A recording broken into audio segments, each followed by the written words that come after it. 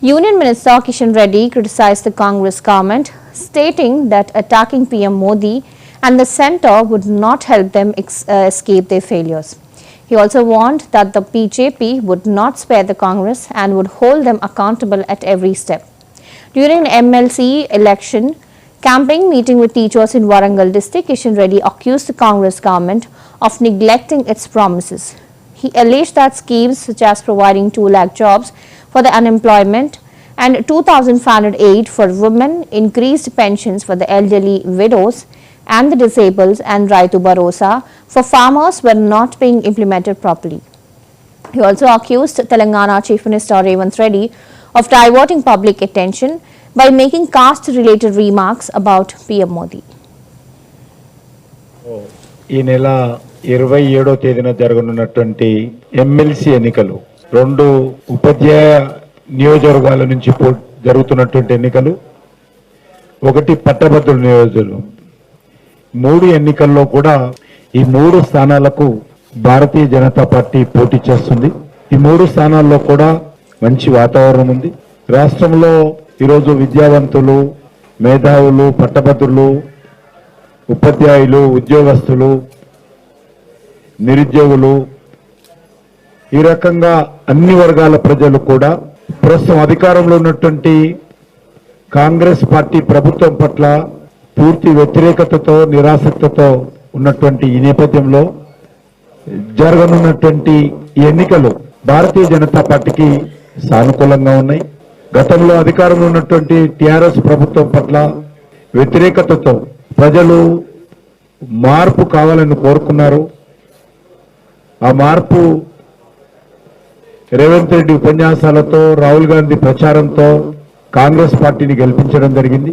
అధికారంలోకి వచ్చినటువంటి కాంగ్రెస్ పార్టీ ఇచ్చినటువంటి గ్యారెంటీలు కానీ, ఇతర హామీలు కానీ, ఇచ్చినటువంటి గ్యారెంటీలు కానీ అమలు చేయడంలో, ఇచ్చిన మాట నిలబెట్టుకోవడంలో కాంగ్రెస్ పార్టీ పూర్తిగా వైఫల్యం చెందినటువంటి ఈ నేపథ్యంలో ఈరోజు అన్ని వర్గాలుగా మనము పరిశీలించినట్టయితే రైతులు కానీ, రైతు కూలీలు కానీ, మహిళలు కానీ, విద్యార్థులు కానీ, యువకులు కానీ, ఉపాధ్యాయులు కానీ, ఉద్యోగులు కానీ ఈరోజు తమ అసంతృప్తి బాహుటంగా వ్యక్తం చేస్తున్నటువంటి పరిస్థితి ఉన్నది. టిఆర్ఎస్ పార్టీ గద్దెదించడం కోసం 10 సంవత్సరాలు పట్టింది ప్రజలకు. కానీ కాంగ్రెస్ పార్టీ వచ్చినటువంటి ఈ 12 నెలల్లో అంతకంటే ఎక్కువ వ్యతిరేకత ఈరోజు రేవంత్ రెడ్డి ప్రభుత్వం మీద, కాంగ్రెస్ పార్టీ ప్రభుత్వం మీద ప్రజలు వ్యక్తం చేస్తా ఉన్నారు.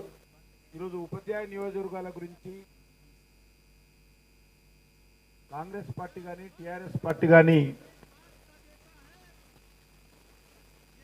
పట్టించుకునే పరిస్థితి లేదు. దురదృష్టం ఏంటంటే ఈరోజు లెజిస్లేటివ్ కౌన్సిల్ ఒక అస్తిత్వాన్ని లేక దాని ప్రాధాన్యతని తగ్గించే విధంగా గతంలో టిఆర్ఎస్ కానీ, బీఆర్ఎస్ కానీ కేసీఆర్ ప్రభుత్వము వివరించడం జరిగింది. ప్రతిపక్షమే ఉండకూడదు, ప్రశ్నించే గొంతే ఉండకూడదు అని ఆ రోజు టిఆర్ఎస్ పార్టీ మొత్తం కాంగ్రెస్ పార్టీలో ఉన్నటువంటి లెజిస్లేటివ్ కౌన్సిల్ నాయకుడితో సహా సభ్యులందరినీ కూడా మూకుమ్మడిగా ఆ రోజు టిఆర్ఎస్ లో చేర్చుకోవడం జరిగింది. తెలంగాణ రాష్ట్రంలో ఈ నెల 27వ తేదీన జరగనున్నటువంటి ఎమ్మెల్సీ ఎన్నికలు 2 ఉపాధ్యాయ నియోజకవర్గాల నుంచి జరుగుతున్నటువంటి ఎన్నికలు, 1 పట్టభద్రుల నియోజకవర్గం. 3 ఎన్నికల్లో కూడా ఈ 3 స్థానాలకు భారతీయ జనతా పార్టీ పోటీ చేస్తుంది. ఈ 3 స్థానాల్లో కూడా మంచి వాతావరణం ఉంది. రాష్ట్రంలో ఈరోజు విద్యావంతులు, మేధావులు, పట్టభద్రులు, ఉపాధ్యాయులు, ఉద్యోగస్తులు, నిరుద్యోగులు, ఈ రకంగా అన్ని వర్గాల ప్రజలు కూడా ప్రస్తుతం అధికారంలో ఉన్నటువంటి కాంగ్రెస్ పార్టీ ప్రభుత్వం పట్ల పూర్తి వ్యతిరేకతతో, నిరాసక్తతో ఉన్నటువంటి ఈ నేపథ్యంలో జరగనున్నటువంటి ఈ ఎన్నికలు భారతీయ జనతా పార్టీకి సానుకూలంగా ఉన్నాయి. గతంలో అధికారంలో ఉన్నటువంటి టిఆర్ఎస్ ప్రభుత్వం పట్ల వ్యతిరేకతతో ప్రజలు మార్పు కావాలని కోరుకున్నారు. ఆ మార్పు రేవంత్ రెడ్డి ఉపన్యాసాలతో రాహుల్ గాంధీ ప్రచారంతో కాంగ్రెస్ పార్టీని గెలిపించడం జరిగింది.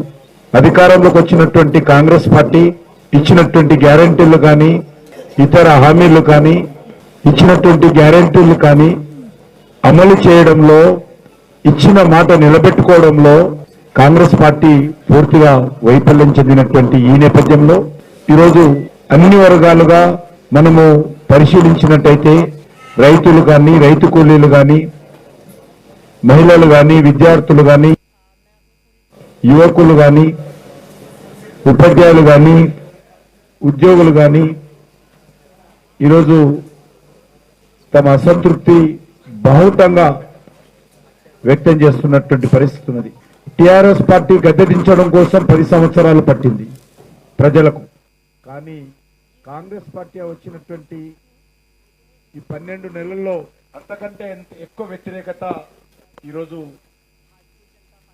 రేవంత్ రెడ్డి ప్రభుత్వం మీద కాంగ్రెస్ పార్టీ ప్రభుత్వం మీద ప్రజలు వ్యక్తం